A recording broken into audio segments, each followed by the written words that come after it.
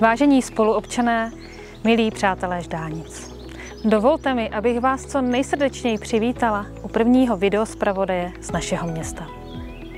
Tento nový způsob informování jsme pro vás připravili s cílem přiblížit vám dění v našem městě, a to srozumitelně, přehledně a v co nejpřímější podobě.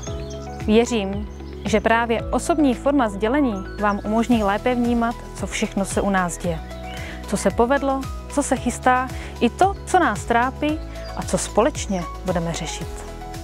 Děkujeme vám, že nám věnujete pozornost a těšíme se na vaše podněty, nápady i zpětnou vazbu.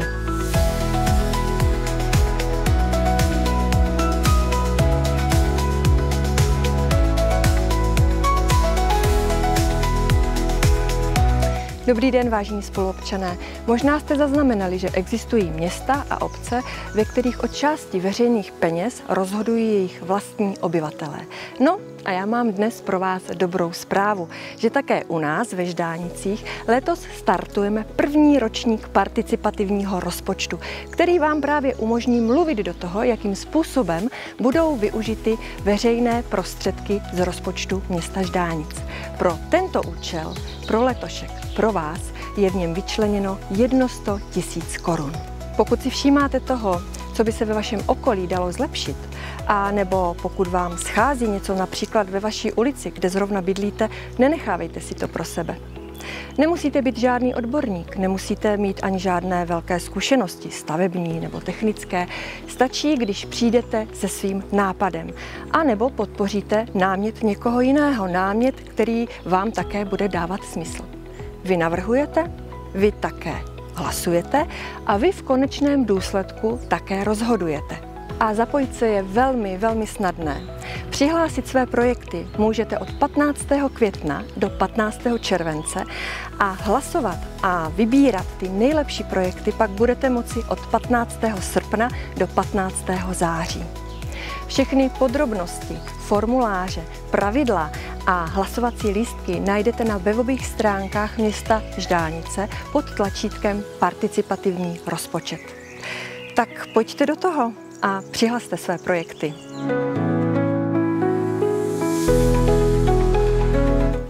Nyní se nacházíme v ulici Hrubá Strana, kde byly minulý týden započaty stavební práce za účelem opravy účelové komunikace a vybudování nového chodníku a parkovacích stání. Stavba se týká převážně rodinných domů od čísla popisného 59 po číslo popisné 514. Jedná se o výkopové práce, v rámci kterých došlo k odstranění stávajícího povrchu vozovky v hloubce zhruba půl metru bez zásahu do inženýrských sítí. Nová komunikace je navržena skrytem z betonové dlažby a bude lemována betonovými silničními obrubníky. V místě sjezdů a parkovacích stání pak nájezdovými obrubníky. Rekonstrukcí taktéž dojde k navýšení odváděného množství srážkových vod do jednotné kanalizace. Toto navýšení je nezbytné, aby zůstala zachována stabilita jak svahu mezi místní a účelovou komunikací, tak i přilehlých rodinných domů. Stavební práce provádí firma Strabag, která vyhrála výběrové řízení za celkovou částku 4 800 000 korun. Předpokládané dokončení stavby je v průběhu měsíce července. Během stavebních prací na účelové komunikaci Hrubá Strana dojde i k opravě místní komunikace, včetně umístění ohrádky pro kontejnery s tříděným odpadem u veterinární ordinace. Silnice zde bude rozšířena a bude opatřena novým asfaltovým povrchem. Předpokládané náklady činí 280 000 korun. Další akcí, která nás v následujících týdnech čeká, je oprava chodníku pod sídlištěm Padělky, který je nyní v havarijním stavu. Chodník bude vydlážděn novou zámkovou dlažbou a z bezpečnostních důvodů bude zkrácen, aby lidé nevstupovali přímo do křižovatky, která bude v budoucnu řízena semaforem. Cena této rekonstrukce je 450 000 korun. K rozšíření a opravě komunikace dojde i u budovy školní družiny, kterou provede opět firma Strabag na základě nejvýhodnější cenové nabídky. Předpokládaná hodnota této akce je 240 000 korun. Dobrý den. chtěla bych vás pozvat do Verbasova muzea ve Ždánicích na výstavu realizovanou u příležitosti 80. výročí osvobození Československa spojeneckými armádami v roce 1945.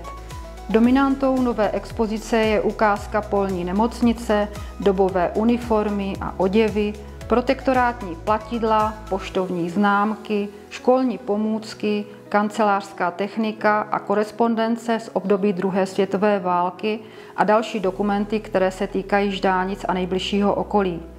Největší pozornost je ovšem věnována účastníkům odboje a obětem druhé světové války. A nechybí ani fotografie z prvních dnů osvobození Ždánic.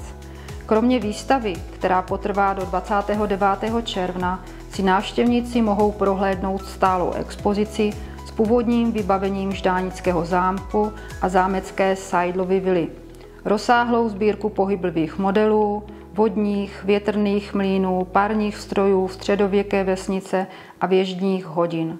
Dále pak sbírku přírodovědnou, archeologickou, národopisnou, keramickou, napoleonskou a numismatickou sbírku. Muzeum je otevřeno od úterý do pátku od 9 do 16 hodin a v neděli pak od 10 do 16 hodin. A já se budu těšit na vaši návštěvu. Dobrý den, zdravím všechny příznivce kultury v tomto městě. Rád bych vám teď představil další kulturní akce, které vás čekají v nejbližší době. Pokud máte rádi kouzla, iluze a magii a show, tak určitě si zapište termín 23. května, kdy k nám do Ždánic exkluzivně zavítá jeden z nejuznávanějších mágů v České republice, pan Michal Nesveda se svou velkolepou show Továrna na zázraky. Na co se můžete těšit? Bude to plný večer kouzel, magie a iluzí a jako hlavním bodem večera jeho speciální číslo bude Únik z hořící pasti. Takže se opravdu máte na co těšit. Nezapomeňte, 23. května v Kulturním domě ve Ždánicích 19 hodin. Máte už plány na první prázdninový týden? Pokud ještě váháte, mám pro vás skvělý tip.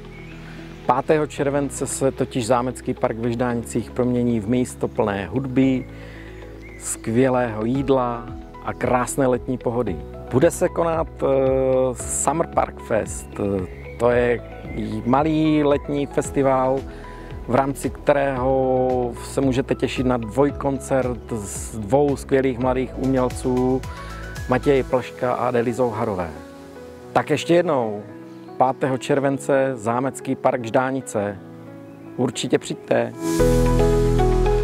A to je pro dnešek vše, vážení přátelé. Děkuji vám, že jste si našli čas a věnovali pozornost našemu videozpravodaji.